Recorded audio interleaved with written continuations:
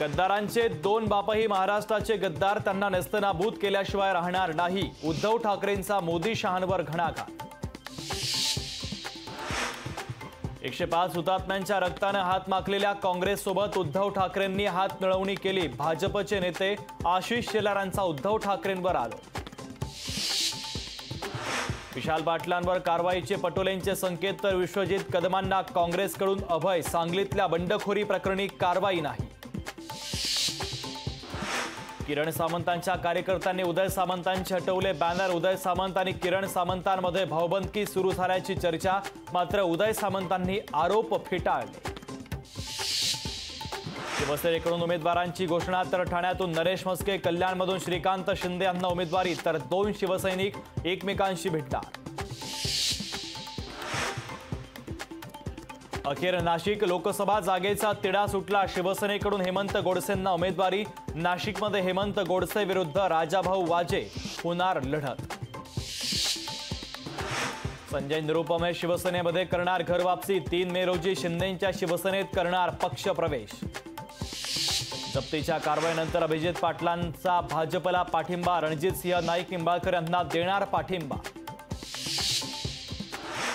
राहुल गांधींना अमेठी, तर प्रियंका गांधींच्या नावाची बरेलीच्या उमेदवारीसाठी शिफारस. तर प्रियंका गांधी पहिल्यांदाच निवडणुकीच्या रणांगणात उतरण्याची शक्यता. पुढचं सरकार अदानींचं नव्हे हिंदुस्थानींचं. राहुल गांधींची पंतप्रधान नरेंद्र मोदी यांच्यावर टीका.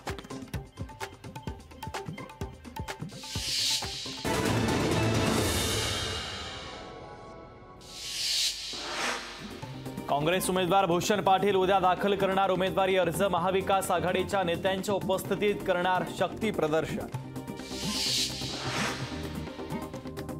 भारती कांबळे उद्या उमेदवारी अर्ज करणार दाखल. आदित्य ठाकरेंच्या उपस्थितीमध्ये दाखल करणार अर्ज. पालघरमधून भारती कांबळे महाविकास आघाडीचा उमेदवार.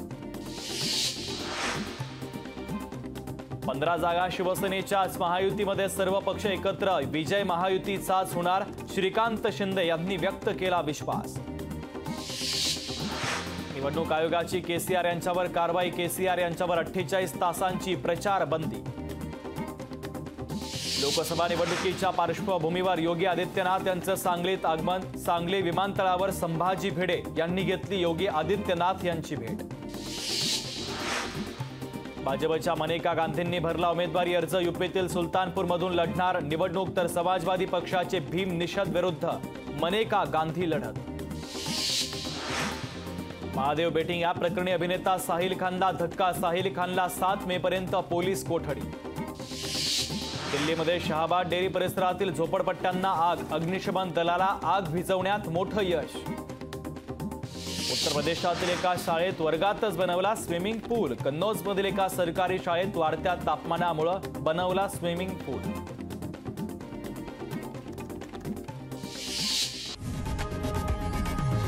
लोकशाही मराठी ऐका, पहा, जागरूक रहा.